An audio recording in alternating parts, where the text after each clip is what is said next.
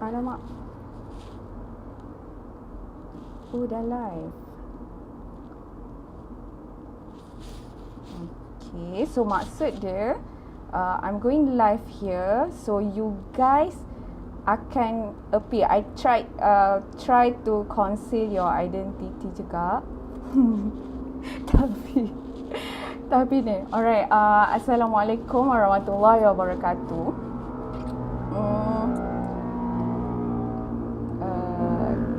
Okay, this is my first time doing this one. So I can see, so it's currently in the YouTube live. I hope other people yang SGE also watching.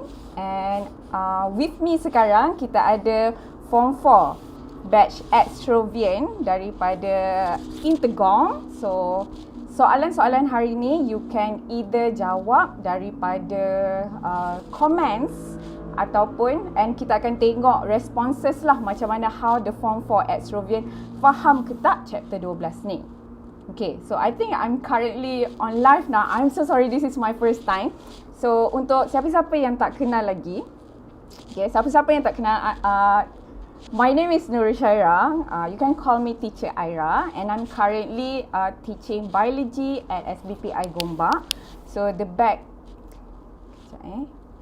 so let me give a background. So I received my degree in biological sciences. I'm majoring in bacteriology and virology daripada Imperial College London, and I'm currently doing my master in microbiology. So hopefully finish soon lah. So sekarang kita akan belajar chapter 12. Okay. By the way, okay, sebab I boleh tengok kot comments dekat YouTube sekali. Okay, dengar? Okay, so I hope you guys dengar. But the Form 4 people yang dekat Google Meet dengar Okay tak Haziq? Dengar? Sorry lah, I know. I tak tahu. Okay, sorry Okay, chapter 12. So, hari ni macam biasa kalau kelas I, sebelum kita start chapter 12, I don't know kalau other school dah start ke belajar chapter 12 or not. Tapi for me, this is one of my favourite chapters sebab I rasa macam there's a lot of information. I mean, yang outside of the textbook yang I find interesting.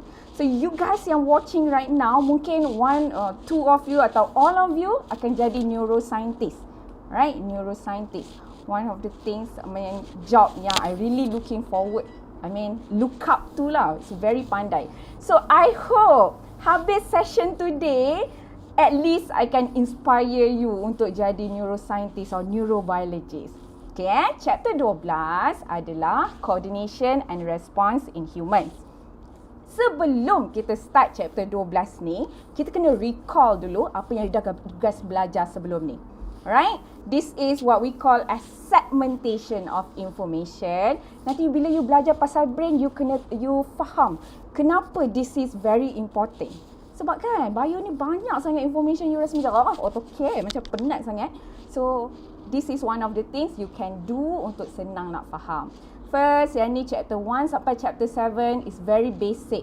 Tapi you kena master sebab it provides you deep understanding untuk untuk next chapter. Chapter 8 sampai 5. Nampak tak? I nervous.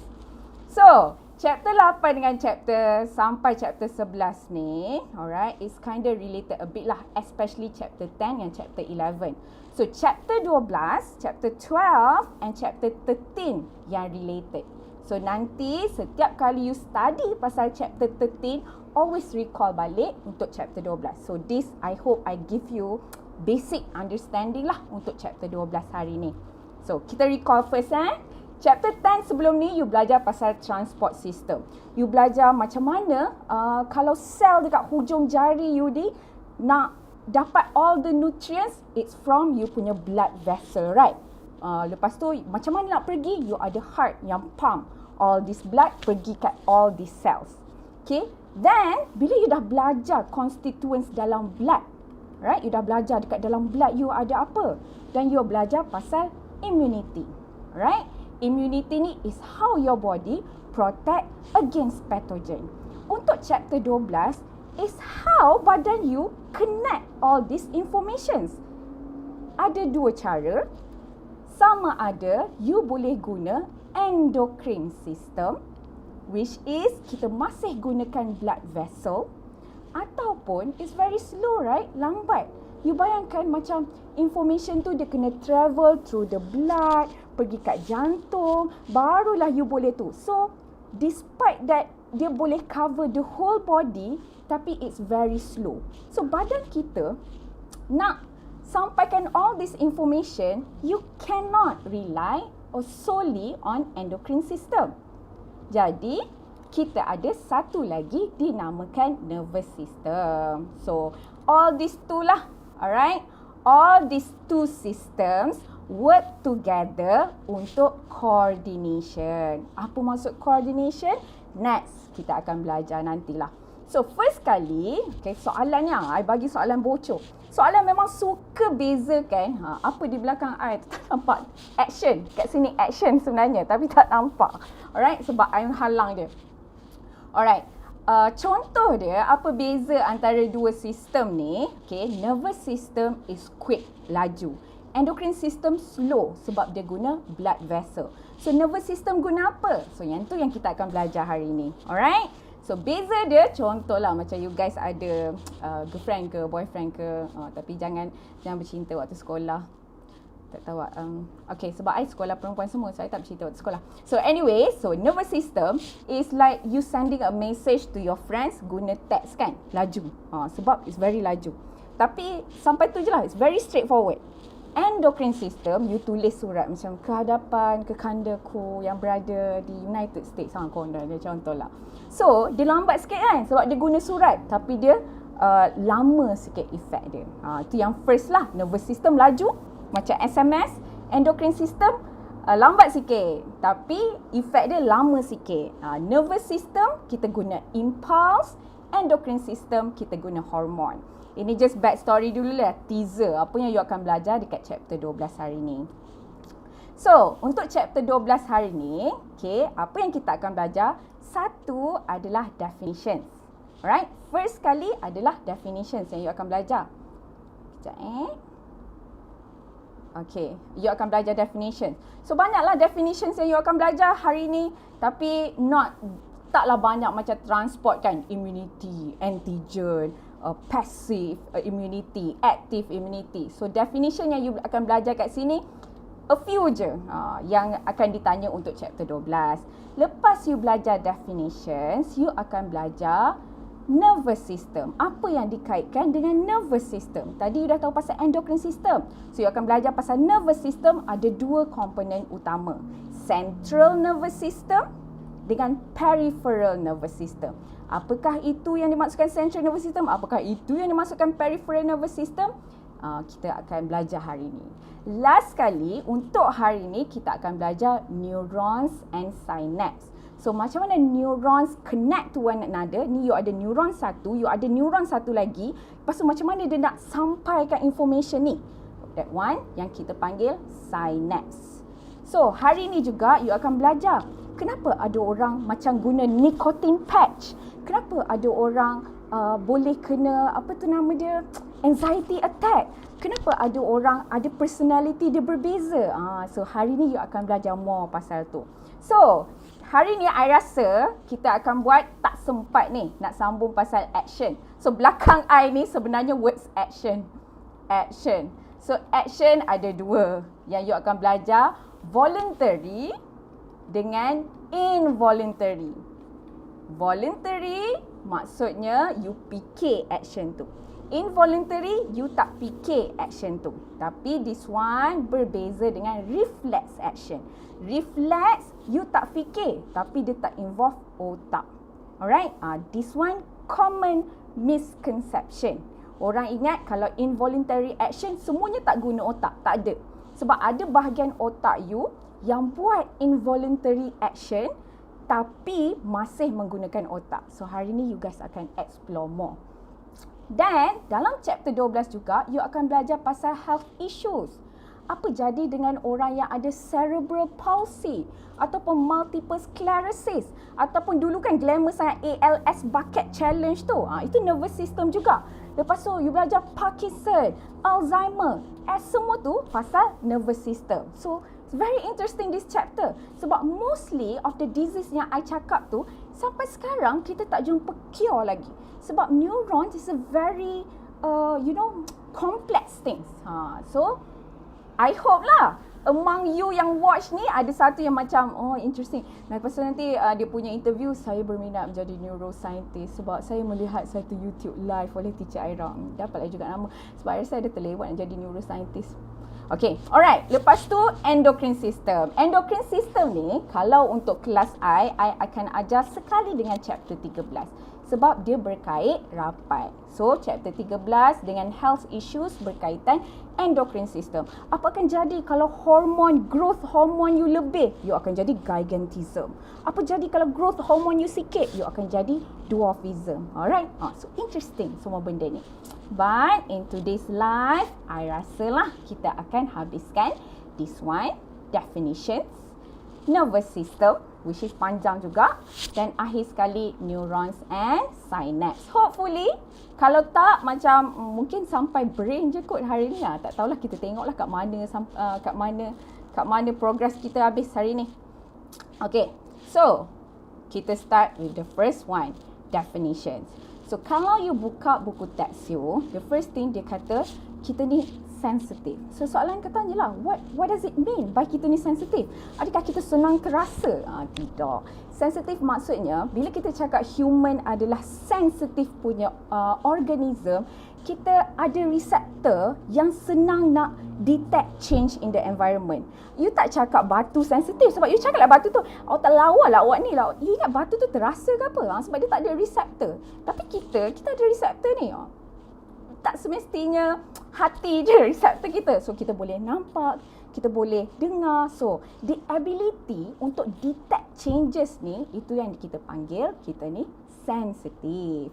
So changes in the environment, alright, all the things yang anything that happen in the environment yang buat you detect by yang detect by our receptor, anything yang badan kita boleh perceive lah. So that one we call stimulus. And selalunya receptor kita ni, once kita detect this stimulus, kita akan continue with response. Alright?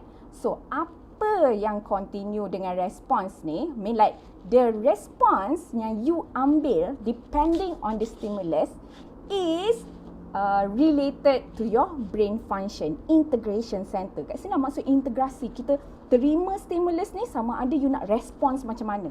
You dengar orang kutuk you nak bunuh dia ke? Ataupun you macam whatever. Okay? Itu response. So, apa pula maksud coordination? Okay, this one you really kena pay attention. Apa maksud coordination? Coordination, this one the keyword. Appropriate response.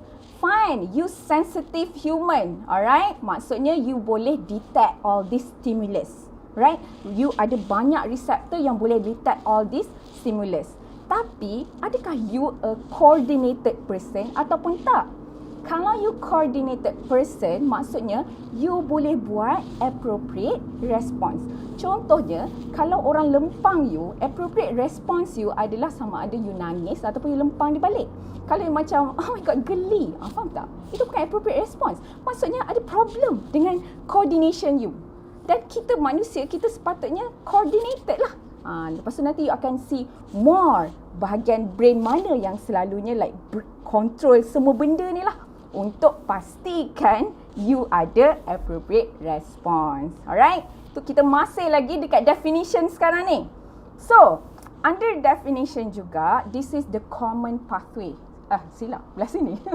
Alright, common pathway yang you kena selalu ingat. Bukan ingat lah, faham lah. Basically, ada stimulus. Alright, contohnya cahaya. Ataupun sekarang ni I bercakap. So, suara I ni stimulus. Lepas tu mesti ada receptor. Alright, sensory receptor. So receptor dekat otak you, telinga. Alright. Integration center. Brain you fikir. Which part otak you yang actually work waktu I bercakap ni, yang tu kita akan belajar later. Sebab brain punya structure ni I find it's very interesting. Then effector.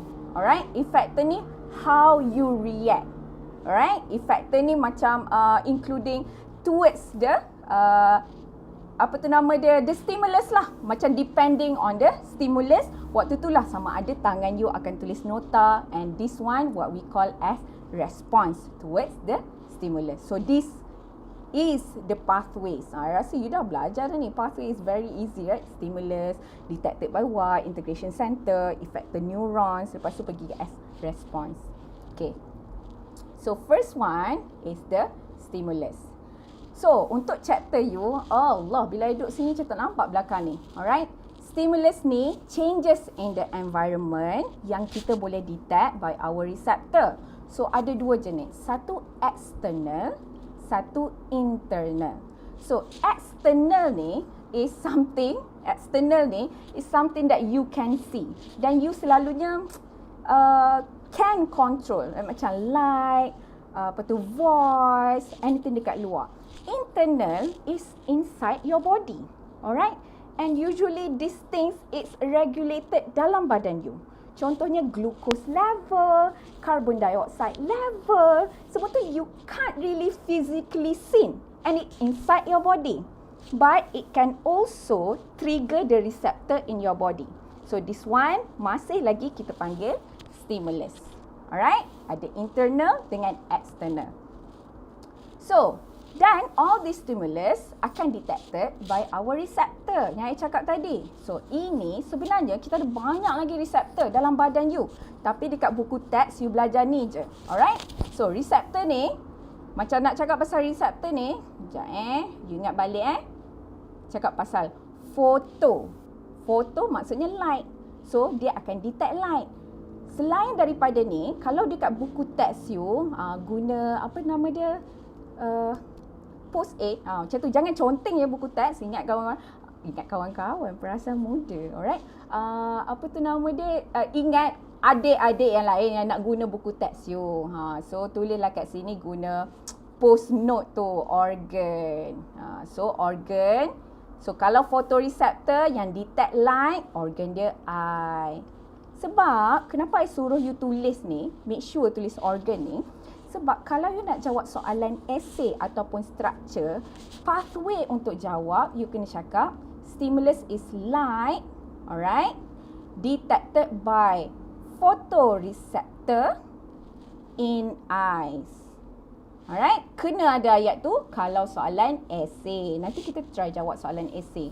So, make sure lah tahu organ-organ dia kat mana.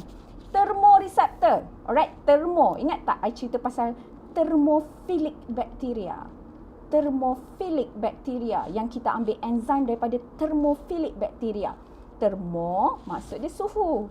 So, dia detect change in temperature.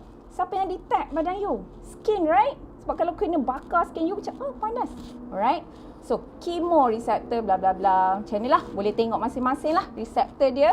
So, cari organ. Kalau you berminat, you boleh cari other receptors kat dalam badan kita. Kita ada osmoreceptor. Osmoreceptor ni penting sebab you akan belajar chapter 13 nanti. Macam mana osmoreceptor ni detect kandungan air dalam badan you. So, kalau dia detect tinggi, apa jadi? Detect low, apa jadi? So, siapa-siapa berminat, nanti kita akan belajar cara senang nak ingat. Okay, this is a simple lah. You nampak dekat buku teks you. Okay, I don't want to dwell into the simple much. Sebab you boleh baca sendiri. So, I nak macam bazir masa lah kalau you masuk dekat kelas ni macam, nothing new, boleh baca je. So, okay. Okay, but this one very important, okay? Cakap kenapa? Why you need to have all this response? Sebab you nak adapt to the changes in environment. Ini soalan bocor, soalan memang dia akan tanya structure.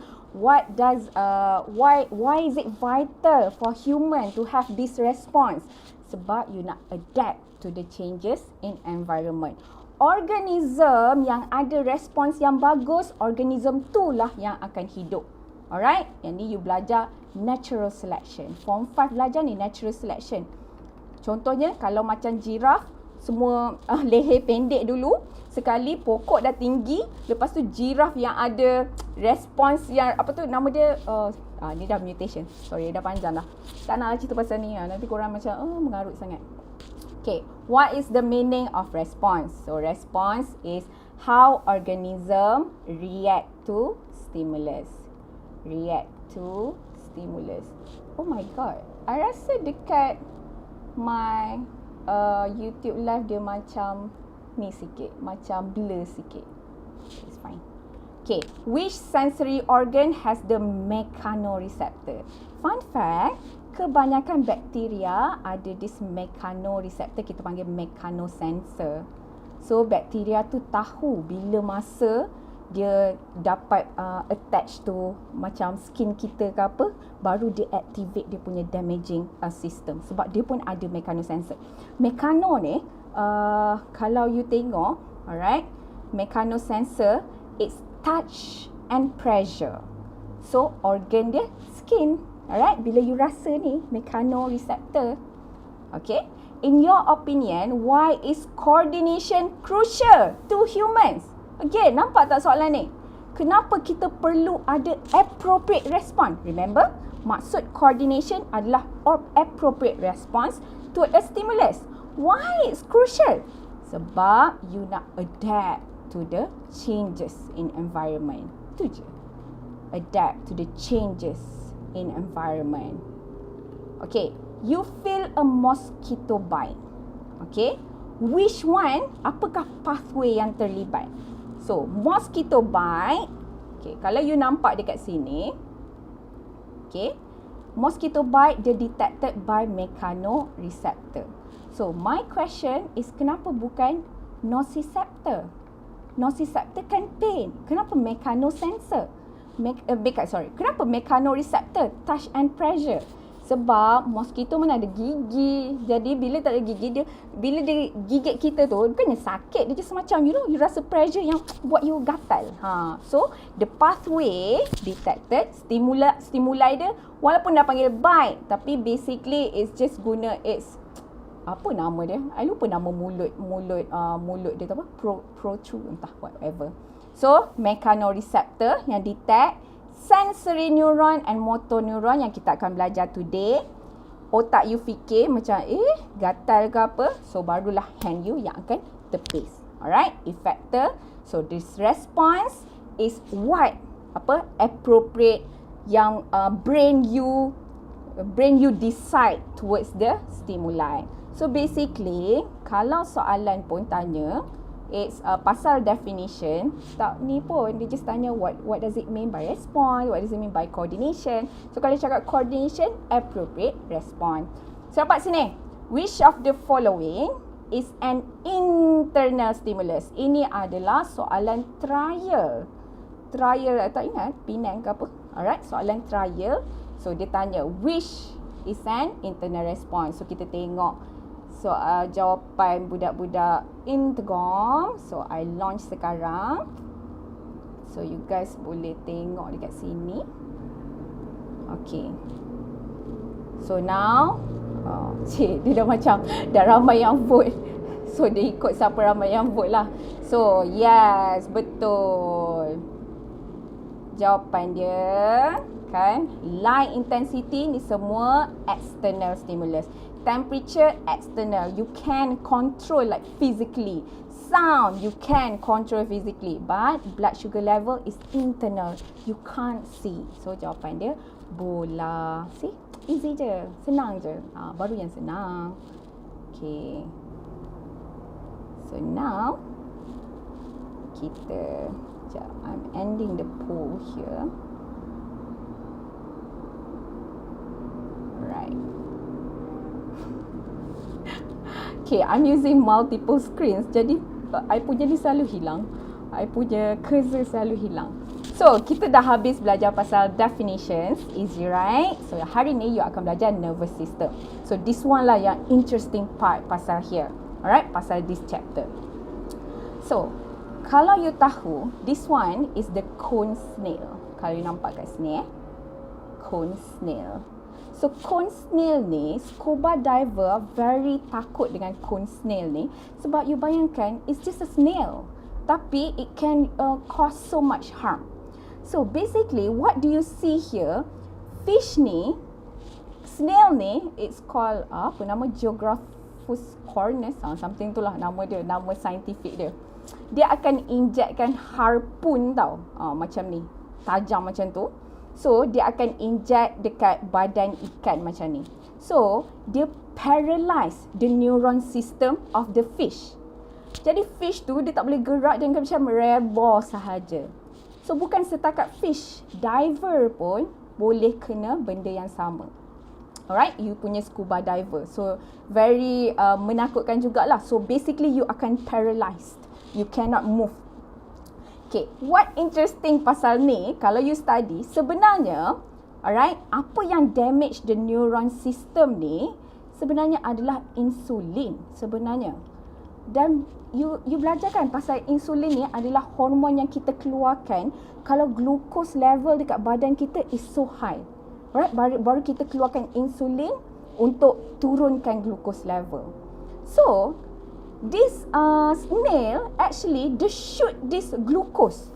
Jadi badan fish ni akan ada banyak sangat glucose sampai dia paralyze the neuron system. Sebab itulah kan kalau orang cakap macam kalau orang kencing manis ke apa, okay, badan dia banyak sangat glukos sampai dia tak rasa sakit dekat tangan ni. Sebab dia dah tak ada reseptor, neuron system dia dah rosak. Sebab itulah jangan ada banyak sebab kan orang kena diabetes. So kalau selagi boleh elak, kurangkanlah makan benda yang manis. Alright, sebab you nak control you punya nervous system ni lah. Which ada tim yang study sebab manusia kalau kita keluarkan insulin, kita lambat tau untuk kurangkan glucose level. It took time. Tapi insulin yang diproduce oleh this snail is very fast, laju gila sampai dia boleh lumpuhkan neuron system in just quick like that. So kita guna this insulin untuk treatment type 1 diabetes. Maksudnya orang yang perlu insulin dengan cepat. So interesting right? How you study satu animal sampai you boleh gunakan untuk benefits of human. Okay.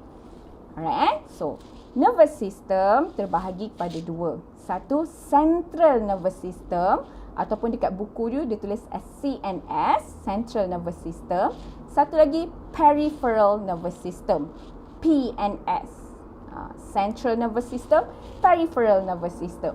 So hari ni kita tengok satu-satu dulu. Kita tengok central nervous system. So ini yang you nampak dekat buku you. Alright. Central nervous system, kita ada brain, alright, kan kita ada spinal cord. The brain dengan spinal cord dekat yang go through dekat belakang you ni. So kalau macam hantu, takut pula I sebut, macam penanggal tu kan, kalau dia tarik kan kepala je, tapi dia mesti lepas tu kan macam ada bawah-bawah sekali tu, so that is spinal cord. Takut pula duduk seorang mana. Okay. Alright, spinal cord. Alright, satu lagi itu central nervous system. Peripheral nervous system is anything that emerge daripada you punya central. Central utama kan, peripheral ni tepi-tepi lah. So kalau dia emerge daripada kepala you, kita panggil cranial nerve. Remember you punya tempurung kelapa ni kan kita panggil cranium. So anything yang berkaitan dengan kepala ni cranial lah, cranial nerve. Alright. So kalau dia emerge daripada spinal cord you, kita panggil spinal nerve. Right? And then kita ada yang emerge direct kepada you punya receptor. Yang tu kita panggil sensory receptor. Yang ni berkaitan rapat lah dengan how it detect your stimulus. So, ni nampak central nervous system you yang dekat atas ni, kepala, lepas tu turun ke bawah. Lepas tu peripheral is anything that emerge from them. Alright, so nanti you akan tengok apa function dua-dua ni. So, yang paling penting kat sini, kalau you ingat balik the pathway daripada sensory receptor ni akan ada integration center kan, your brain. Dan integration center ni is the part of your central nervous system. You see, kalau lah tangan ni sensory receptor, nampak dia merge, Terus daripada otak you, kan, pergi dekat spinal cord. Alright, pergi kat spinal cord, and this is how your nervous system is connected together. Sama lah macam I cakap you nak call kawan-kawan you. Alright, ini macam you punya all the telephone lines. It's connecting together. Tapi mesti kena ada integration center. Tak sabar nak masuk pasal brain. Okay, this is the brain. Okay, kalau brain dekat buku teks you. Okay, kat brain dekat buku teks you, apa yang you belajar brain simple je, sikit je. So what I was hoping today, I akan ceritakan many more function of this brain. So hopefully you akan interested lah belajar kan. Selalu kalau macam dulu lah, ingat waktu I form 4, tak, I belajar benda ni form 5. Waktu I form 5 tu I macam, okay, banyaknya nak ingat pasal brain ni. So bila I dah jadi teacher, right, okay, you remember. So ingat brain, ingat your hand like this. You nampak kan? Brain tu function, nampak bentuk dia macam tu kan? Okay, buat tangan you macam ni. Alright? So, memandang you lah. Macam ni. Macam tu. Nampak tak? Balik. I nak tunjuk. Macam tu. Nantilah korang pada skill lah. I macam payah pula nak. Banyak sangat screen yang I nak ni. Alright? Tengok tangan macam ni. So, you buat tangan you macam ni. So, remember kalau soalan keluar je pasal brain ni, you buat tangan you macam ni. Senang nak ingat. Okay. I tulis kat bawah ni disclaimer. It's not my hand. tangan orang lain yang I ambil kat Google. Sorry kalau siapa-siapa rasa ni tangan dia. Saya pinjam ya. Alright. So, the most important part of the brain. Okay. I nak you tengok kat sini. Alright. Dekat sini. Okay. Situ. So, setiap kali you tengok tangan you. Alright. This one. You nampak tak dia macam berlipat-lipat? Right? Berlipat-lipat. Itu adalah keyword setiap kali you nak cakap pasal this part of the brain, which is this one. Alright? Nama dia adalah cerebrum. Okay. Setiap kali you nak cerita pasal cerebrum ni, remember untuk cakap it's folded. Alright? It's folded. So, nampak tangan you, ingat dia berlipat-lipat. So, cerebrum is folded. Kenapa dia folded? Sebab dia untuk, okay, this one, pay attention here. Increase surface area, 1 mark. Okay, setiap kali lah kalau cakap, kenapa it's folded? Increase surface area, satu lagi, hold more nerves. Remember, hari tu I dah ajar cara jawab kan, structure question ataupun essay question. Soalan yang bentuk dia kuantitatif, you kena jawab quantitative also. So, kalau folded tu, is basically you kena jawab macam kuantitatif lah. Dia macam, kenapa dia, structure dia macam tu. So, kuantitatifnya untuk increase surface area. Kalau you cakap to hold nerve ataupun to hold neuron, salah. Sebab you tak jawab kenapa dia kena increase surface area. So, kena ada this quantitative keyword. More nerves. Ni nampak macam simple. You macam, faham dah. Tapi percayalah bila jawab soalan tu, you macam nervous. Nanti you akan belajar apa tu maksud. Nervous ni datang dari mana. So, ni So, dia ni, kuantitatif ni, apa yang menarik lah for me pasal cerebrum ni, is kat situlah you punya mental ability. Higher mental ability. Maksud sekarang ni I tengah ajar you neurons dekat dalam cerebrum you lah yang sebenarnya yang tengah connect with one another. Alright? Tapi kalau you hilangkan, habis dia belajar hari ni, you macam, you know what, tak nak remember dah. So, all these neurons, dia akan ada inhibitory action. Dia akan macam, tak penting kot. So, dia akan start degenerate.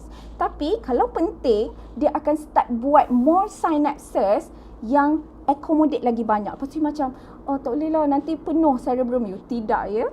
Sedangkan orang yang paling genius pun tak guna semua brain dia. Jadi, you bayangkan kalau you guna semua brain you. So, cara untuk activate your cerebrum ni is always trigger the neurotransmitter. Apa tu neurotransmitter? Kita akan belajar later. Satu things, dekat cerebrum ni, alright, dekat cerebrum ni ada basal nuclei tau. Ni tambahan lah, tak ada dekat buku teks you, I just cerita. Alright, dia ada basal nuclei, rasa nama dia. Basal nuclei, yang ini yang control all your motor function. motor function. So kalau you bergerak-gerak tangan macam ni, so itu basal nuclei you lah dekat cerebrum. Apa jadi kalau basal nuclei you problem? Alright, dia tak develop dengan betul. So terjadilah penyakit cerebral palsy. Cerebral palsy. So mungkin waktu development baby tu dia macam tak cukup basal nuclei dia tak cukup, sebab itulah dia tak boleh, dia hilang all this motor function.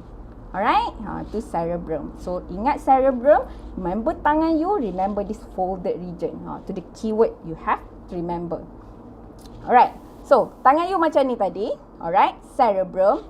Dekat bawah ni, what we call as, dekat sini, ni cerebrum tadi. Dekat sini adalah cerebellum. Alright, cerebellum. Okay, interesting thing pasal cerebellum, kalau you nak check sama ada cerebellum you okay ke tak. Okay, satu, okay, first kalau dekat buku teks you cakap maintains body balance and coordination. Alright, maintains body balance and coordination. Muscle contraction for body movement. So maksudnya kalaulah ni kan, kalau you involved in accident, alright, lepas tu terhantuk kepala you, lepas tu macam oh tak apa, orang tanya nama cik ingat nama cik, lepas tu macam saya ingat nama saya, macam tu lah. Jangan risau, saya tak ada masalah, macam tu lah. Lepas tu you bangun je, lepas tu you hilang balance you, jatuh macam tu.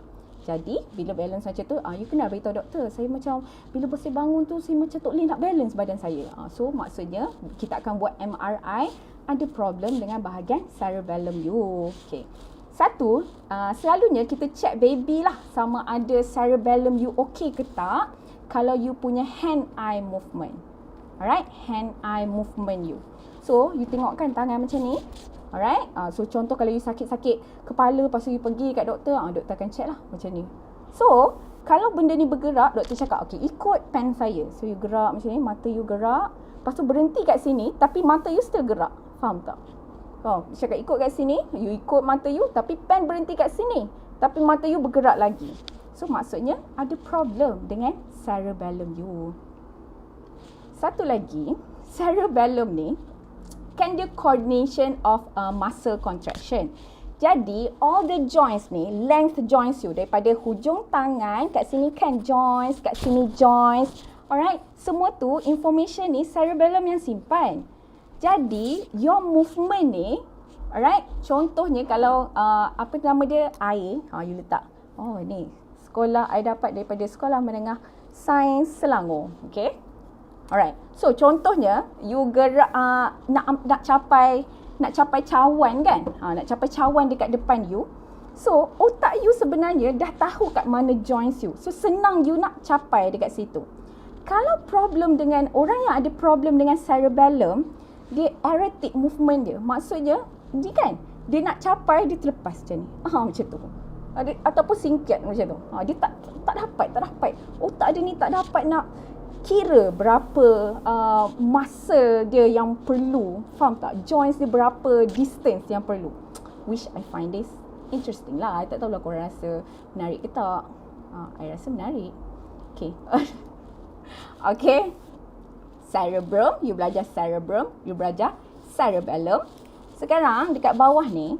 Alright. Ini part yang kita panggil brainstem. Okay. Wakif nak tanya?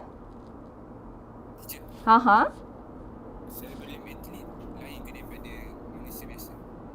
Cerebellum athlete. Mungkin dia just boleh buat coordination dia. So sebab semua ni kan information dalam badan kita adalah neurons. So mungkin the more you train pasal body coordination you, the more activity of this you punya cerebellum. So mungkinlah athlete yang perlukan coordination yang lebih tu sebab dia dah train more. So kalau you nak train more, mungkin you boleh increase, buat any activity yang increase you punya cerebellum punya ni lah actions. Maksudnya synapses dekat cerebellum you aktif macam tu. Alright. Ini alright, dekat sini yang kita panggil brainstem. Okay, brainstem. So dekat sini adalah you punya midbrain. Alright. Ini yang besar ni kita panggil as pons. Alright, ni tak ada dekat buku teks you. I just ajarlah. Dekat bawah ni is you punya medulla oblongata. Medulla oblongata. Sedap kan nama medulla oblongata? Okay. Right, sebenarnya ada je nama dekat bawah ni. So, kalau tangan you tadi, right, tangan you tadi, cerebrum, pandang sendiri tangan semua, cerebellum, okay, medulla oblongata kat sini. Kat bawah ni, medulla oblongata. Sebelum dia turun bawah ke you punya spinal cord. Semua ni ke spinal cord lah. So, medulla oblongata controls all you punya involuntary actions. So, inilah maksud I. Tak semua involuntary action yang nama dia tak melibatkan otak. Reflex sahaja. Reflex adalah action you yang tak melibatkan otak tapi involuntary. Tapi ada involuntary actions, contohnya benda yang you tak perlu fikir lah, macam you telan makanan kan, makan, lepas tu all this peristalsis, telan makanan ataupun jantung you, heartbeat, you bernafas, you tak perlu fikir, okay sekarang tarik nafas, sekarang lepas nafas, tak payah fikir kan. Sebab semua tu dikontrol oleh you punya medulla oblongata. Jadi orang-orang yang ada penyakit, alright, medulla oblongata dia ni rosak, okay, dia memang ada selalunya fatal. Sebab you cannot actually, breathing pun tak boleh. Medulla oblongata. Makan pun tak boleh. Sebab digestion kan, proses-proses semua tu controlled by this medulla oblongata. Satu lagi sneezing. You bayangkan kalau you ada sneezing ni controlled by medulla oblongata. Bila anything masuk, you nak protect diri you daripada patogen, you akan macam terbesin, right? So you tak perlu fikir macam okay sekarang boleh terbesin. Sebab cerebrum yang control all this higher ni, yang voluntary. Tapi sekarang involuntary. So sneezing dikontrol oleh medulla oblongata. Right. Next. Ya, Amira ada soalan?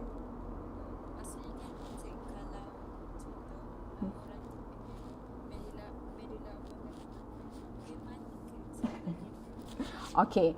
Sebab itulah dia perlu assistant. Okay, I tak tahulah kalau live ni dengar ke tak from my students. I hope dengar lah. Soalan ke ada tak orang yang dekat Google Meet I yang tengok live? Dengar tak kalau you tanya soalan?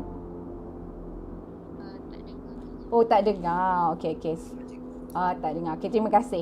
Alright, ada soalan student I yang currently on the Google Meet with me. Dia tanya, so kalau orang yang rosak medulla oblongata ni mati ke? Kita tak cakap lah macam confirm mati punya. Kita cakap it's a fatal lah. Alright, fatal punya disease lah, maksudnya teruk lah. Okay, so you akan survive dengan bukanlah medication, dengan device lah. Contohnya untuk you tak boleh makan benda yang solid, so kena makan benda yang ni. Ataupun breathing tu you kena guna ventilator. So I rasa you can repair with surgery lah, with all this brain. But you know what, it's very complex. Yeah.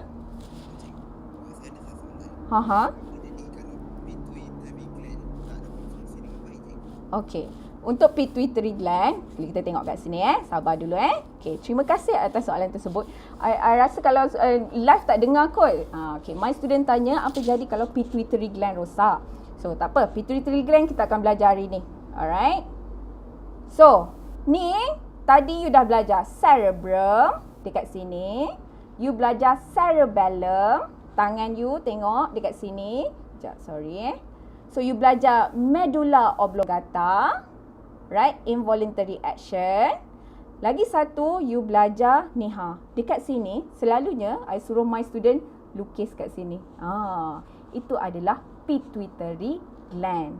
So, pituitary gland ni, okay, yang control, siapa yang control pituitary gland ni, satu lagi structure yang kita panggil hypothalamus. So, you nampak dekat tangan you, dekat bawah cerebrum tu, dekat situ hypothalamus. So, hypothalamus ni ada dia besar ni tau. Ni kita panggil encephalitis. Macam itulah, ada this area nama encephalitis. Tapi untuk syllabus you hanya belajar hypothalamus. Which is, hypothalamus ni, it's part dekat sini. I warna dekat situ. Okay, hypothalamus dekat sini. Alright, so you boleh nampak kat situ. So, dia dekat je dengan pituitary gland. Pituitary gland dia ada anterior dengan posterior. Yang ni you akan belajar so much more dekat chapter endocrine system. Even you dah belajar chapter reproduction pun, you still kena ingat pituitary gland. So, remember location dia dekat dengan hypothalamus. Okay, this one kena pay really attention. Sebab tadi I cakap medulla oblongata sini adalah untuk involuntary action. Jadi, hypothalamus kat sini, the keyword is dia coordinate homeostasis. So, dia berkait rapat dengan internal, gambar ni. Internal, stimulus. Right? So, tadi kan kita dah belajar internal stimulus adalah anything yang macam changes dekat dalam badan you. Alright? Tapi badan kita tak boleh nak change banyak kan. Kita ada what we call homeostasis yang keep badan kita at normal function. Sebab tu lah orang kata, sebab tu lah it's myth kata jangan minum air sejuk sebab nanti akan penyejukan badan. I don't know lah. Tapi tak, badan kita homeostasis. Kalau minum air sejuk pun, badan kita akan cari jalan untuk control the temperature. So, siapa yang bertanggungjawab untuk coordinate all this homeostasis? Kalau you makan banyak sangat benda manis ke apa, so tak boleh lah, balance dekat badan you dah tak balance. So, semua tu akan dikontrol oleh hypothalamus. Hypothalamus yang detect host kita makan banyak gula, macam tu lah. So, dia yang akan detect. Macam mana dia nak detect adalah dia connect nervous system, alright, dengan endocrine system. So, selalunya proses nak kembalikan badan you kepada normal bila kita dah detect internal stimulus, yang tu berkait rapat dengan endocrine system. Kita betulkan guna hormon. Hormon apa? Alright, so pituitary gland ni adalah kita panggil master gland. Dia yang bagi tahu, okay, sekarang gland ni boleh keluarkan hormon ni. Gland ni boleh keluarkan hormon ni. Sebab kita panggil master gland. So, I tak nak dwell into lagi pasal hypothalamus. Alright, macam soalan one student tadi kata, apa jadi kalau pituitary gland you problem? Alright, mungkin hypothalamus you okay. So, badan you boleh detect ni perlu ada coordinate homeostasis. Tapi pituitary gland tak boleh nak keluarkan hormon. So, you tak boleh lah. Badan you tak boleh nak control this homeostasis. Which kita akan belajar later untuk endocrine system. Tak rasa tak sempat kot malam ni. Okay, nampak sini. So, pituitary gland dekat base hypothalamus. So, this one, okay, kita dah masuk interesting part. So, you nampak dekat sini. Okay, gambar this one. Okay, kejap Alright, so ini adalah thalamus, hypothalamus dekat bawah ni. Okay, soal apa yang I akan cerita lepas ni mungkin tak masuk dekat buku teks, tapi what I think interesting lah sebab korang student KSSM, sekarang ni banyak soalan application. So nanti kalau keluar soalan macam tak pernah tahu ni, so I bagi tahu. Sebelum tu ada soalan dari Ashraf. Ashraf dia tadi angkat tangan. Kenapa Cak? Mabuk. Okay, macam mana kan? Apa dia jadi dengan cognitive function?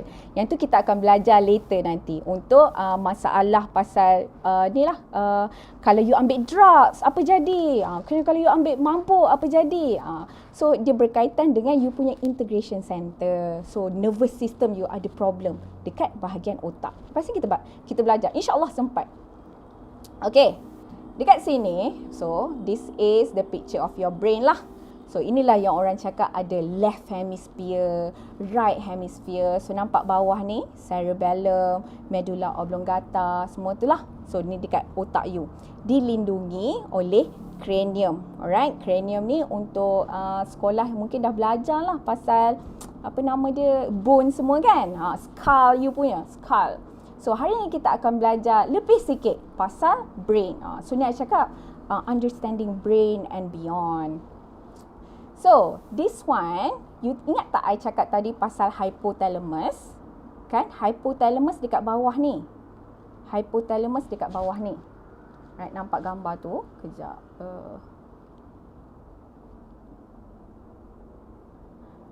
Teacher lag? Tak dengar? Sorry I tengah baca tengah baca ni komen dekat YouTube ni. So ada yang cakap I lag. Ya, I lag sikit lah kot sebab I tried to buat dia ultra latency, maksudnya but this is I think the best my internet can do. So mungkin later I buat like macam webinar, you can join my Zoom supaya taklah lambat sangat. Okay, but this one interesting. Okay, this one tak ada dekat buku teks you, tapi I hope you tulis lah. I rasa it's very interesting. Suprachiasmatic nucleus. Alright, dia ada small dot dekat you punya hypothalamus ni, hypothalamus you. So this is the area yang ada suprachiasmatic nucleus. Okay, dia start, kita cari apa tu nama dia, the research started macam ni. So sekarang ni you tahu, okay, kalau siang you bangun, kalau malam, I lag sikit. Okay. Kalau malam, automatic you tidur. So, mungkin orang cakap disebabkan, apa tu nama dia, sebab mata kita detect lights. Alright, kita detect lights. Jadi, kita, bila kita detect lights, okay. First kali, area dekat sini adalah dekat dengan olfactory region. Maksudnya mata you.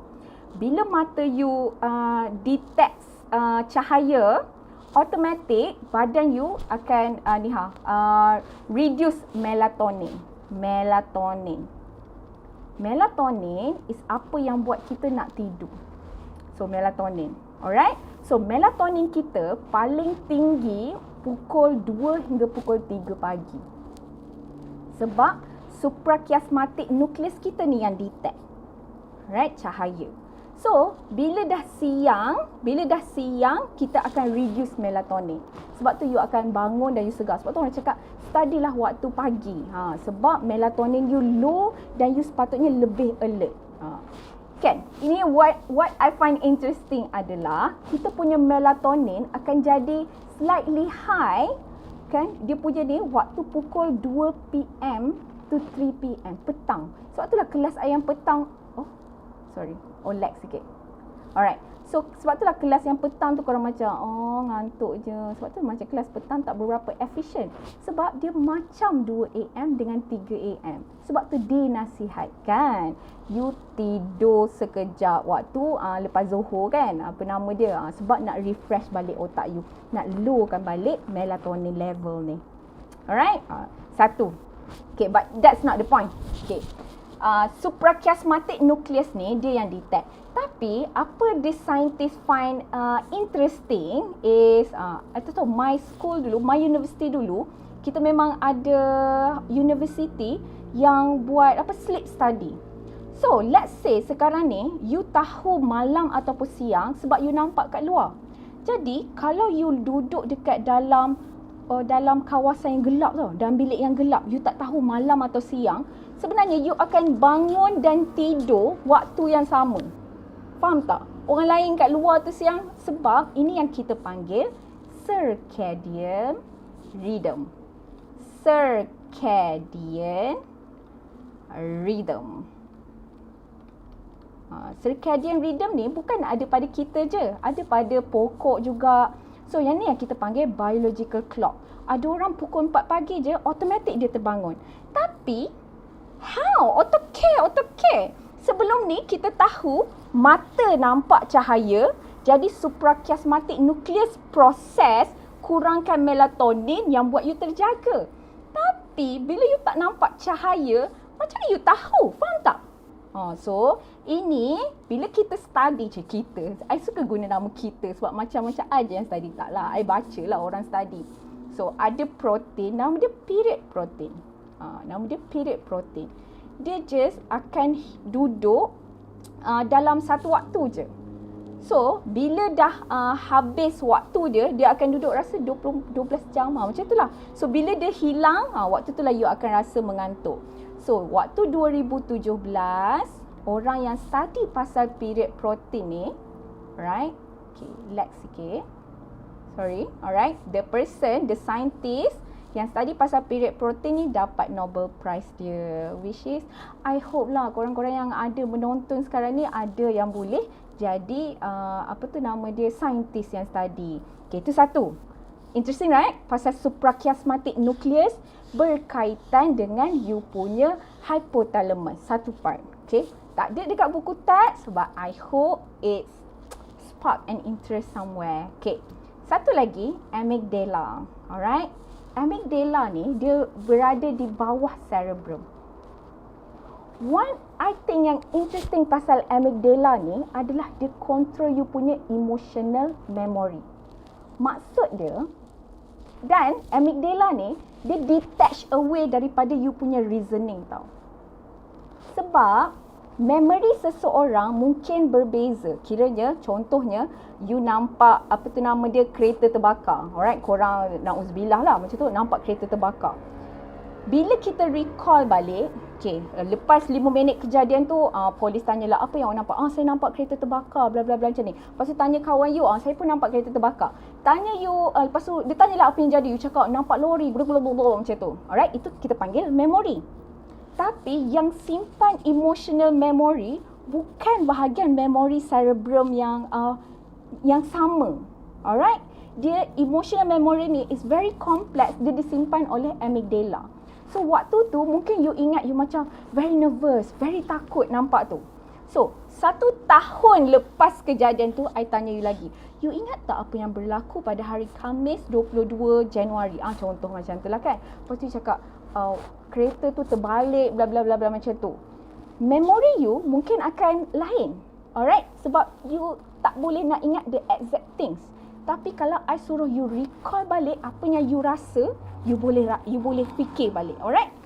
So, macam mana kita tahu emotion dengan memory ni dikontrol oleh different part of the brain adalah, alright, ada orang yang amygdala dia rosak. Alright, bahagian otak dia tu amygdala dia rosak. Jadi, okay, dia exposekan 2 orang tu the same stress. Contohnya, pegang, nampak beruk. I tak tahulah. I don't know, I can't think of anything else. So, this is the nicest picture of a monkey. So, monkey ni attack dia dua-dua. Okay? So, dia dua-dua ada memory tu dan dua-dua ada emotional memory. Cuma masalahnya, this person, dia ada amygdala problem, dia tak ada emotions pasal tu. Jadi, next time, this 2 person jumpa a monkey, alright, mungkin yang seorang ni akan start nervous. Macam sebab dia teringat apa yang berlaku dulu, memory dia. Tapi, this B person, sebab amygdala dia rosak, dia ingat memory dia pernah jumpa monkey tu. Tapi dia tak ada emotion. Dia tak boleh nak trigger anything yang buat dia takut terhadap monkey tu. Any emotions lah. Which I find interesting. Satu lagi, okay, kita panggil, you can research more lah. Amygdala hijack. Amygdala hijack. So, amygdala hijack ni adalah waktu your brain, inilah orang cakap kan, kalau marah, you tak fikir tau. Sebab you bergantung pada emotions. Sebab tu cakap kalau marah, duduk, bersabar macam tu. Sebab apa yang terjadi bila you encounter satu situation yang buat you sangat, emotions you sangat horrible. Maksudnya surge. You sangat marah ataupun you sangat sedih. Amygdala ni dia akan hijack cerebrum. Sepatutnya the front part, I can't remember lah, this part of your brain yang fikir. Right? Yang fikir sama ada patut tak you buat macam ni ataupun tak. Tapi in this situation where you are too angry ataupun too sad, you dikawal oleh emotions yang tu kita panggil amygdala hijack. Hijack. Take over. And waktu tu brain you akan keluarkan sangat banyak adrenaline. So selalunya anything yang you buat waktu amygdala hijack is something that you regret later. Inilah kalau macam kes pembunuhan ke apa, you marah sangat orang tu kutuk you sampai macam amygdala you macam take over, you macam bunuh dia macam tu. Tapi you macam lepas tu you macam, oh my god, I am not myself. Sebab otak you tak fikir. It's emotions. Interesting, right? I don't know you find it interesting or not. Ke I je yang macam I yang macam interesting. Ada orang tanya, Faris, ada soalan? Ya.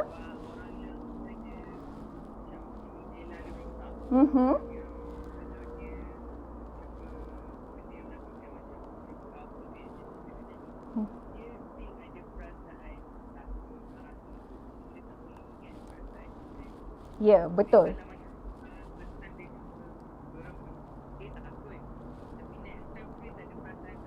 Betul. Alright. Okay, soalan my student tanya, cakap, apa jadi kalau orang amygdala rosak tu? Macam kalau dia jumpa beruk tu, dia ada perasaan takut tu, tapi dia tak ingat emotions. I mean, emotions is a very complex. Maksudnya, dia kena develop balik perasaan emotions tu. So macam otak dia kena work kebalik. So you can search more sebenarnya pasal amygdala. Sampai sekarang function amygdala ni pun kita tak boleh nak fully resolve. So kalau you interested nak cari macam mana amygdala ni sebenarnya control you punya emotions, please jadilah neuroscientist. Okay, this one is very interesting lah, I rasa. Orang kan, I tak tahulah, waktu I growing up, orang always cakap macam awak berotak kiri, awak berotak kanan, sebab tu awak tak pandai matematik. Jangan salahkan, awak tak salah sebenarnya sebab otak awak otak kanan. Tak. Manusia memang kita ada, apa tu nama dia, otak kiri dan otak kanan. Kita adalah whole brain. How you nak buat this work, maksudnya, apa I nak cakap, maksud dia, kejap I nak ni. Nak besarkan. Alright. Maksud dia, untuk you buat something, otak kanan dengan otak kiri you memang work together. Otak kiri, alright, it's more untuk logical, untuk speech, language, analysis yang macam tu. Otak kanan is more on creativity. But these things actually work together untuk create you siapa. Alright, tak ada je yang macam awak otak kiri, awak otak kanan. Tak, we work together. So macam mana otak ni work together? Alright, ini yang kita panggil corpus callosum. Ni structure dekat sini yang connectkan otak kanan dengan otak kiri. Alright, that's why you boleh tengok satu shape macam ni, you kenal itu adalah A. You boleh cakap, you identify that shape and you analyse. Language you bahagian belah kanan boleh cakap itu adalah A. Okay, ada orang yang epilepsi, orang yang sawan, alright, dia misfiring neurons, kanan dan kiri dia tu macam ni So satu cara untuk ubati disease ni adalah kita surgery dan kita disintegrate dia punya corpus callosum ni. Kita, apa nama dia, pecahkan. Macam tu. So orang-orang yang dapat penyakit macam ni dan corpus callosum dia rosak ataupun kita yang rosakkan ke nak treat dia, dia akan kena split brain. Alright, split brain. Maksudnya yang ni baru betul. Alright, tak nampak tulisan kat sini. Sekejap Okay, besar sikit. Right, split brain maksud tu nanti I cerita pasal gauge. Sabar Okay. Split brain. So, orang yang split brain ni, kalau dia kanan dan kiri dia tak boleh nak work together. So, it's a very, very severe condition lah. Sebab itulah orang cakap sekarang sama ada berotak kanan atau berotak kiri adalah myth. Sebab kata pula dah.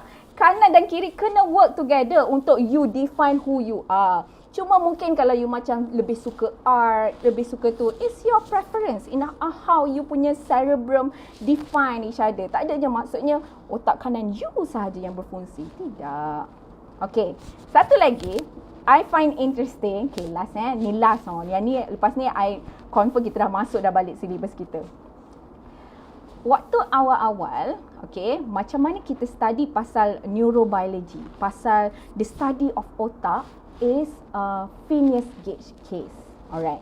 Phineas ni, this guy, dia adalah rail worker. Alright, dia tolong buat waktu tu jalan kereta api.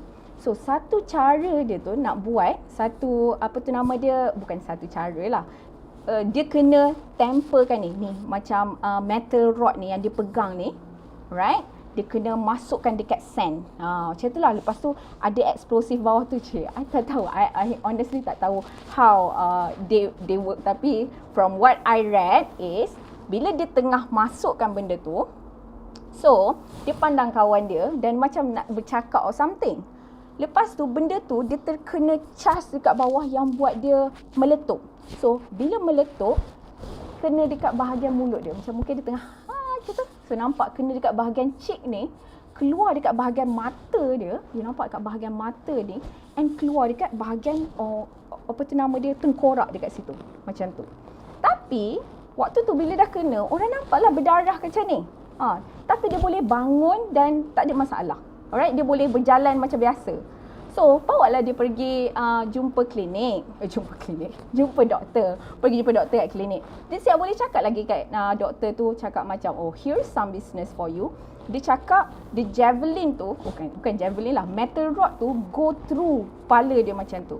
Tapi doktor cakap, it's impossible. Sebab takkanlah you still here. Dia ingatkan dia just macam delusion sebab dia hilang banyak darah ke apa. Sampailah this Phineas Gage ni dia muntah. Alright? Bila dia muntah, tiba-tiba jantung pada. Sebahagian otak dia jatuh ke bawah. Macam tu. Lepas tu doktor, otak apakah ini? Dia pun tengok macam otak. Faham tak? So, bila tengok, dia pun shave lah kepala Gage ni. Dan betul-betul baru nampak memang ada lubang dekat sini. So, betul lah dia cakap. Benda tu memang go through kepala dia. So, dia pun doktor tu macam, oh tak lama ni memang matilah ni, cik tak tahu lah. Sebab waktu tu cakap kan, sebab brain ni yang kawal kita punya ni body. Sekali dia dah muntah, brain dia terkeluar macam tu. Macam tak ni lah kan, macam takkan you hidup lagi. Tapi Gage ni, dia actually hidup.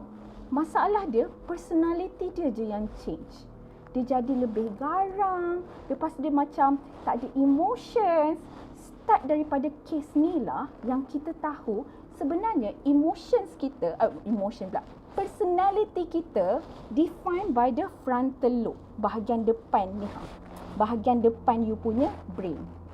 Start from Gage punya ni, case ni, yang kita tahu, kita punya sifat-sifat ataupun kita punya personality ni, bahagian depan ni je yang control. Alright? Lepas tu, waktu tu kan ada banyak kes orang gila kan. Lepas tu waktu tu, mana kita ada drugs ke apa-apa. Apa yang dia buat, dia kata tak apa. Cakap, saya pernah dengar ni orang datang, doktor tolonglah saya, anak saya gila. Contoh macam tu lah. Anak saya asyik menjerit-jerit je. Dia bukan dia yang sebenar. Kata, oh jangan risau. Dia kata, saya pernah dengar Gage case ni, bahagian depan otak dia je yang bermasalah. Jadi apa yang kita buat? Kita buat lobotomi. Ni, transorbital lobotomi. Alright? So, transorbital lobotomi ni, you masukkan air ni, orbitoclast ni, dekat bahagian frontal lobe ni. Alright? Lepas tu you macam detach dia macam tu. Right? Bila detach macam tu, I keep referring as kita kan. Diorang ada 20,000 kes sepanjang 1,900. Alright, diorang develop this penyakit pula dah. This procedure in 1900s. 65% atau 70% kebanyakannya adalah wanita. Kenapa? Sebab wanita memang tertindas dari dulu agaknya. Dia macam, laki aku tak guna. Macam tu sampai jadi gila. Mungkin I tak tahu apa yang berlaku. I'm so sorry for all the guys out there. I hope you guys are functional male. Alright. So 60% adalah woman daripada 20,000 ni. So, bila kita buat transborder lobotomy ni, Okay, daripada 20,000 ni, I tak rasa banyak yang berjaya pun. Alright, ada 300 ikut yang berjaya. Kebanyakannya ada yang meninggal, ada yang dia cakap personality as an oyster. Maksudnya dia memang tak boleh respon apa-apa. Dia cakap dia macam, nak makan, senyap je macam tu. Tapi hilanglah penyakit gila dia. Dia dah taklah macam ngamuk-ngamuk. Tapi dia dah macam tu lah. Macam tak ada apa-apa. Itu lobotomy waktu dulu. Tapi sekarang kalau you ada any psychotic disease, kita dah faham brain kita. Itu pun sekarang ni kita tak fully understand lagi. So I hope you lah nanti you fully understand. So mungkin kalau tak ada dah orang yang psychiatric disease. So sekarang ni orang-orang yang ada penyakit macam ni, contoh schizophrenia ataupun depression ke apa, anything yang epilepsi ke, semuanya kita ubat dengan ubat lah. Sama ada kita block neurotransmitter ke, bla bla bla. Apa itu neurotransmitter? Kita akan belajar later. Alright, ni frontal lobe. Kalau bahagian depan you rosak bahagian ni, so banyaklah you boleh tengok simptom. So kalau you datang, you macam easily distracted, alright, anything lah yang including dengan you punya personality mostly. So frontal lobe, bahagian frontal lobe you yang bermasalah. So adalah sini mid lobe, ini you punya hindbrain. So siapa-siapa yang interested, you can study more dan boleh masuk competition kan. Ada competition tanya ni pasal brain ni. Okay, one thing yang I nak highlight here, sebab you guys baru belajar immunity. So I find I suka connectkan chapters kan. Sebab I rasa it's the higher thinking order. Kalau you boleh connect all these chapters, that's it. You faham. Okay, dekat brain kita, ada layer tau yang protect. Alright, this layer ni, it's segregated daripada kita blood brain system kita. Alright, it's very untuk jagalah kawasan ni. Sama yang ke bawah ni, cerebrospinal fluid ni, dia sampai dekat kita punya spine ni.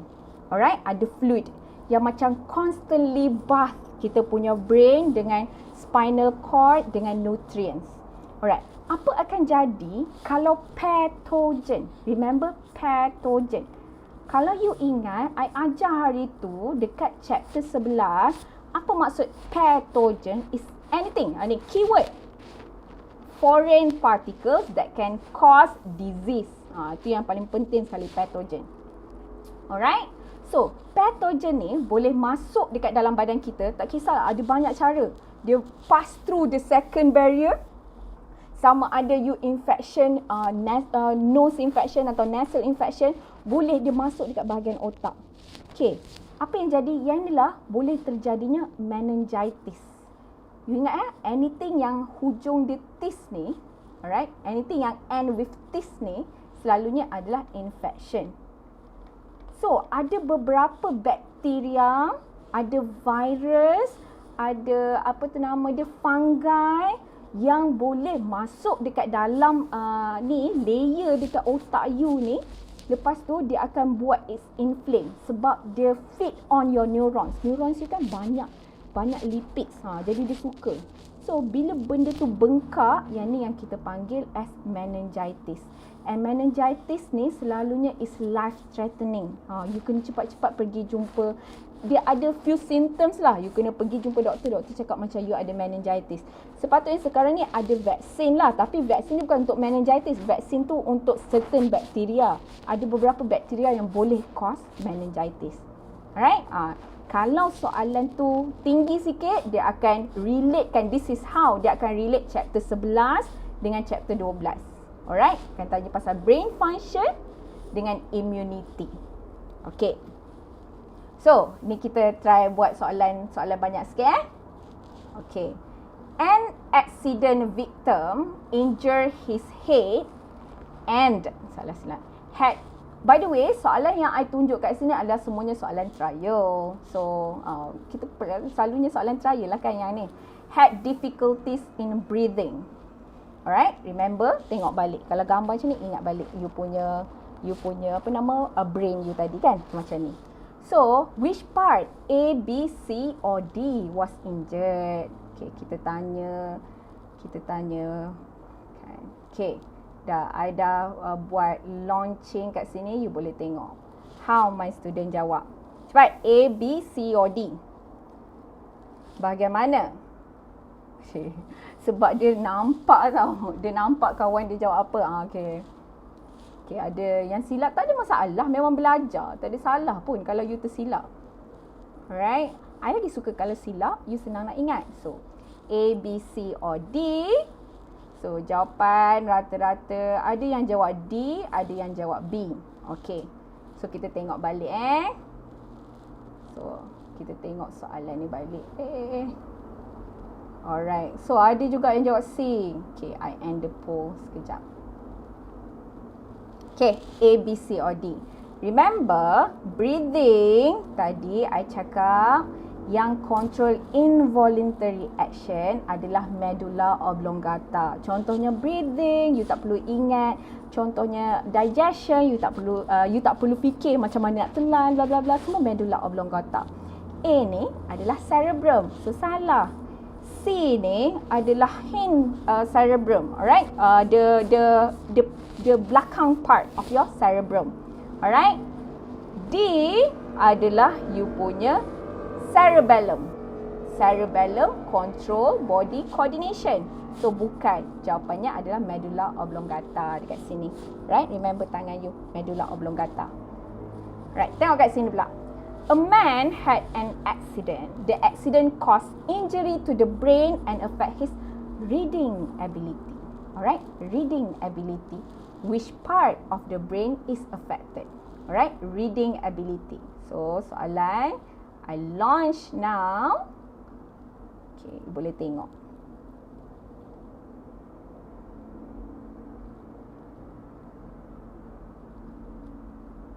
Okay. So, ada jawab A, ada yang jawab D, jawab C. Tengok situ. So, siapa-siapa yang I tried live sekarang, you boleh jawab sekali. Cannot. So, I nak tengok jawapan dekat live sekali. Okay. Okay, I end the poll now. Kita tengok jawapan dia. Rasa macam gamers kan. Lepas ni I main game. Tapi stumble guys je lah. Itu je yang I tahu. Alright. A man had an accident. Reading ability ini adalah higher mental ability. Alright. Oh sorry, tulisan tak nampak kat bawah. Higher mental ability. Remember, the more you read, the more higher reading ability. So, ini semua akan kontrol oleh bahagian otak you yang kontrol higher ability, which is you punya cerebrum. Jadi, siapa-siapa yang jawab, ada a few yang jawab medulla oblongata, maksud dia tak sengaja read. Dia macam, badan dia tak nak pun read, tapi dia bangun tidur dia macam, I cannot help it. Dia sebab kan medulla oblongata involuntary. Tapi selalu reading ni, you buat voluntary. You ambil buku tu dan you baca. Jadi, semua voluntary action, cerebrum yang control. Alright? Medulla oblongata involuntary. So, tak ada orang yang involuntarily reading. Mungkin dia dipaksa, tapi dia katakan mak dia yang suruh dia baca buku, bukannya dia volunteer nak baca buku, tapi still action dia tu adalah cerebrum walaupun mak dia yang paksa. Okay, next kat sini. Diagram 12 shows the cross section of the human brain. Kat mana respiratory center? Yang ni senang je soalan yang ni. So you try. Okay, kat mana respiratory center? Sekejap I launch. You try jawab. Senang je. Oh, I tahu kenapa my student mungkin ada salah. Sebab dia tak dapat nak tengok. Okay. Alright. Okay, faham.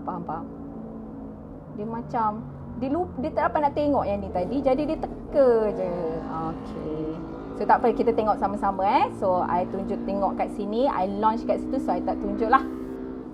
Okay, diagram 12 shows the cross section of the human brain. So ingat tak, respiratory center ni adalah involuntary. Okay, so involuntary haruslah medulla oblongata. A ni dia nak tunjuk hypothalamus. Walaupun gambar dia tak nampak sangat hypothalamus, A ni kan ke area sini lah hypothalamus. Alright, dekat situ. So hypothalamus ni control homeostasis. So homeostasis tak adanya you nak bernafas ke apa macam kena guna hormon. Faham tak? So it's not jawapan dia. Cerebrum bukan. You tak perlu fikir pun. Si medulla oblongata pun salah. So sorry. Cerebellum pun salah. So jawapan dia medulla oblongata. Okay, next. Okay. Ini bahagian maklumat berikut merujuk kepada sebahagian fungsi otak manusia. I rasa ni soalan trial Kelantan rasanya. Alright. Pusat kawalan suhu badan, pusat kawalan rasa haus dan lapar. So remember, ini adalah center yang control the internal stimulus. Alright. Jadi, remember siapa yang control internal stimulus tu tadi? Yang coordinate homeostasis ni kan? Kalau rasa haus, maksudnya you tak cukup air dalam badan you. Alright? Rasa lapar, maksudnya you tak cukup glukos dalam badan you. Ataupun suhu badan you tinggi atau rendah, maksudnya ada reseptor. You punya thermoreceptor. Alright? So, this one berkaitan dengan homeostasis. Kalau homeostasis, haruslah hypothalamus here. Alright? Okay, ramai orang akan tersilap dia jawab A. Sebab dia dah terbiasa sangat tengok orang nak label hypothalamus ni dari kiri. Macam tu. Jadi dia macam terus jawab A. Jadi sekarang nampak jawapan dia B. I rasa kalau you salah soalan yang macam you memang tak faham, you memang tak tahu, you macam lepas habis tu macam there's nothing I can do. Tapi kalau you careless, you macam Masya Allah, autocare. Rasa macam sakit sangat hati kan. Sakit hati. Macam tu. Okay, kita tengok sikit lagi. A man had an accident. The accident caused injury to the brain and affect his reading ability. Sama tadi. Nampak tak? Soalan yang sama diulang-ulang je. So, kalau reading ability, cerebrum. Okay. An accident victim injured his head and difficulty in memorizing. Memorizing ni lagi lah. So, as I talk to you now, the neurons in your cerebrum actually keluarkan synapse yang help you in memorizing. Badan kita ada dua ni cerebrum you work. Kita ada satu short term memory, long term memory. So, anything yang you repeat, otak you akan fikir as macam ini important, dia akan simpan as long term memory. Kalau you tak repeat, dia akan cakap macam this is not important, dia akan simpan as short term memory. Yang tu lah you selalu lupa. Sebab tu orang cakap ulang kaji. Sampai faham. Sekarang ni macam penat lah. Tak apa. Semua orang berada di situasi yang sama. Okay, which part memorizing? Cerebrum. Okay. Alright, this one. Diagram 26 shows the main part of human brain. Which part of the brain is correctly matched to its function? Alright. P adalah cerebrum. Q adalah cerebellum. R adalah medulla oblongata. S adalah hypothalamus. So, name dulu, tulis dulu. Macam mana nak ingat semua ni? Ingat tangan you. Setiap kali malam ni sebelum tidur, pandang tangan, cerebrum, cerebellum, medulla oblongata, hypothalamus. Sikit je. Serius. You punya syllabus tak banyak. Sikit je. Nanti bila dah belajar nak ambil bio, neurobiology, lagilah banyak. Amygdala, hippocampus, banyak lagi kena habis. Alright. P, control peristalsis movement. Cerebrum, buat apa? Tak ada. Dia tak perlu fikir pun peristalsis. Q, control balancing. Macam betul. R, controls thinking. Tak ada. Medulla oblongata tak ada involve thinking. S, controls the rate of the heartbeat. Tak. Heartbeat, medulla oblongata. Jawapan dia, bola. Easy, right? Nampak tak? Soalan coordination and response ni, soalan objektif dia tak susah. Senang je. Asalkan you faham.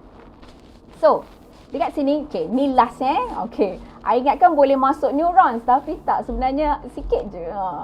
So, you nampak sini your brain, this is inside your brain sekarang. So, all your brains ada di synapses. Alright, kita information. And all this information, macam mana brain you yang fikir, tapi yang react adalah tangan or kaki you. Alright, ini semua akan travel down the spinal cord. Alright, spinal cord.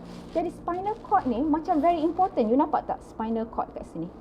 Right, dia turun ke bawah dekat you punya spine ni.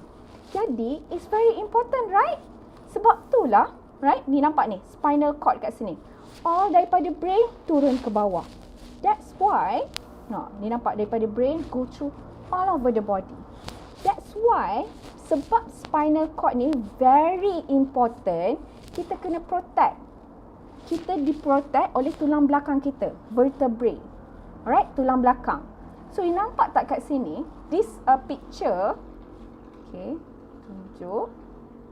Alright, this picture tunjuk orang yang patah tengkuk. Sebab tu, patah tengkuk, you patah tengkuk je, tapi you paralyzed. Sebab sepatutnya kita punya spinal cord ni memang diprotect oleh tulang. Bila patah, kalau patah biasa, spinal cord you tak ada problem, tak ada masalah. Yang masalah dia bila spinal cord you terus terputus sekali. Terputus sekali. Yang itulah yang jadi paralyzed.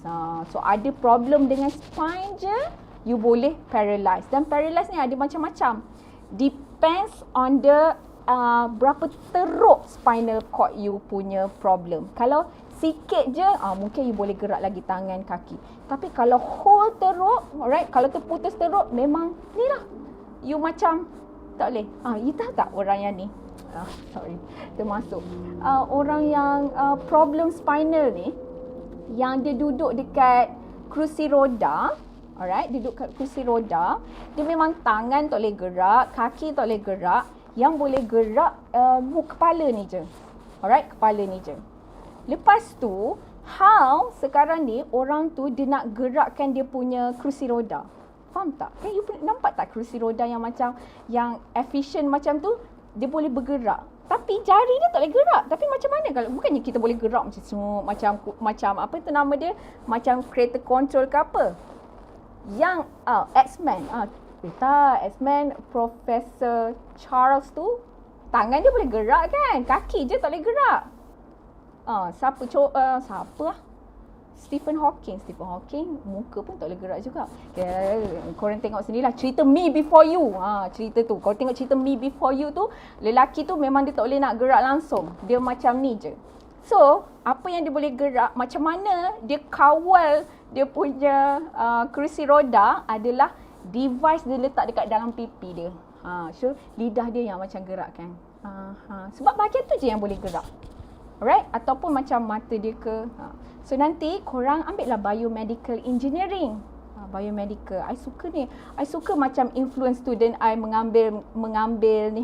Sebab kalau I tak cakap macam ni, korang akan macam nak jadi apa? Jadi tiktokers. Sebab kaya kan, senang macam Bella Porsche. Alright, biomedical engineering. Orang yang buat biomedical engineering ni lah yang I rasa I very memandang tinggi lah. Sebab you punya engineering very hard. Nak belajar bio lagi, nak belajar engineering lagi, belajar biomedical engineering.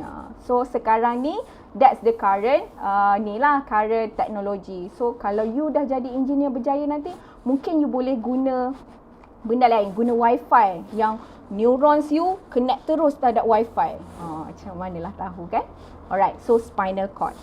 So I end sampai spinal cord, sabar sikit je lagi. Macam cepatlah teacher. Alright. So, brainstem kat sini, turun kat spinal cord kat sini. Alright.